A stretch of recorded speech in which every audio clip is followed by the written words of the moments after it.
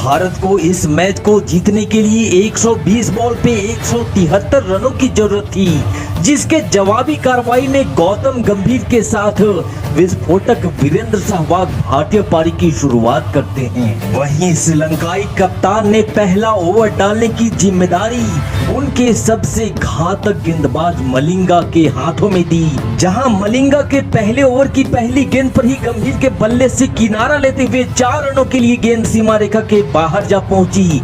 वहीं ओवर की दूसरी गेंद पर भी गंभीर ने कट शॉट मारा और बैक टू बैक ये दूसरा चौका मलिंगा के खाते में गंभीर ने दर्ज कर दिया।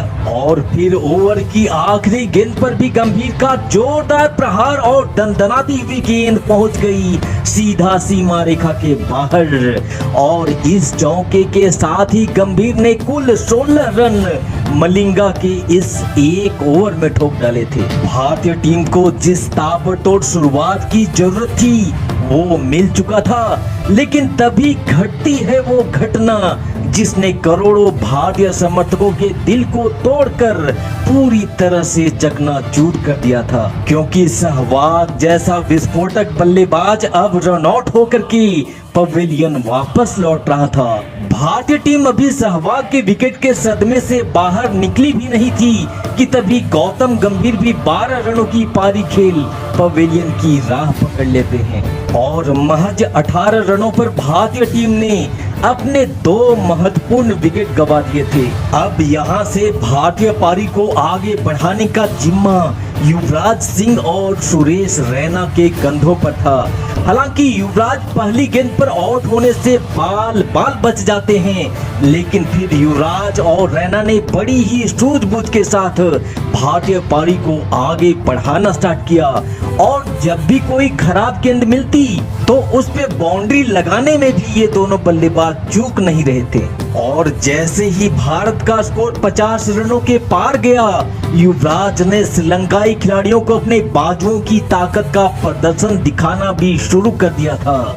और इस काम में रैना भी युवराज के साथ कंधे से कंधा मिलाकर उनका बखूबी साथ दिए जा रहे थे, जिससे 8 ओवर में ही भारत का स्कोर 81 रनों तक जा पहुंचा था। लेकिन तभी पारी के 9वें ओवर की पहली गेंद पर ही युवराज 20 बॉल में 32 रन बना करके आउट हो जाते हैं और तब मैदान पर बल्लेबाजी के लिए खुद भारतीय कप्तान महेंद्र सिंह धोनी दस्तक देते हैं, जहां दूसरी छोर पर रैना ने गेंद को हवाई सैर करवाते हुए छक्का मारकर धोनी का तहे दिल से अभिनंदन किया। लेकिन अगली ही गेंद पर रैना एक और छक्का मारने के प्रयास में बाउंड्री पर कैच दे बैठते हैं और 27 बॉल में 35 रन बनाकर रैना भी अब पवेलियन वापस लौट रहे थे।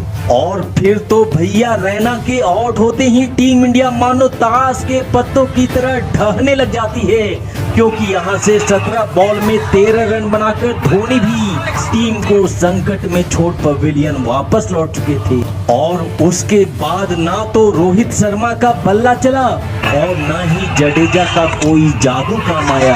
पहले तो 11 बॉल में मात्र 4 रन बनाकर रोहित शर्मा आउट हुए और उनके पीछे पीछे जडेजा भी 7 बॉल में 5 रनों की एक छोटी सी पारी खेल पवेलियन वापस जा चुके थे।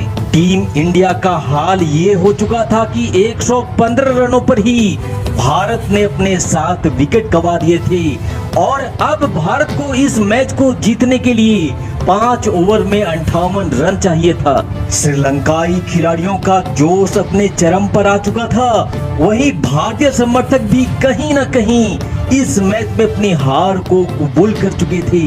लेकिन तभी मैदान पर टीम इंडिया के लिए चमत्कार बनकर आते हैं 2 पठान बंधु, इरफान पठान और यूसुफ पठान। और फिर इन दोनों पठान बंधुओं ने जश्न मना रहे श्रीलंकाई खिलाड़ियों को ऐसा झुमाया कि ये मैच इन दोनों पठान बंधुओं के लिए ऐतिहासिक बन गया। जब इन पठान बंधुओं ने श्रीलंकाई गेंदबाजों पर प्रहार करना शुरू किया तो मैदान में चौके छक्कों की बरसात होने लगी। यहाँ तक कि इन पठान बंधुओं ने श्रीलंका की सबसे बड़ी घमंड मलिंगा को भी नहीं छोड़ा, और मलिंगा की गेंदबाजी की धागे खोल डाले। एक तरफ जहां इरफान पठान ने मात्र 16 बॉल पे ताबड़तोड़ 33 रन ठोके, वहीं बड़े भाई यूसुफ पठान ने भी 10 बॉल में 22 रनों की बेहतरीन पारी खेलते हुए भारत को हारे हुए उस मैच में 4 गेंद बाकी रहते हुए ही जीत दिला दिया था। तो इन दोनों पठान बंधुओं की इस विस्फोटक मैच जीता देने वाली पारी के नाम इस वीडियो पे एक लाइक जरूर दीजिएगा और ऐसे ही बेहतरीन रोमांचक और धमाकेदार मैचों की कहानियों के लिए हमारे चैनल को सब्सक्राइब करना भी बिल्कुल मत भूलिएगा। Thanks for watching this video. जय हिंद, वंदे मातरम।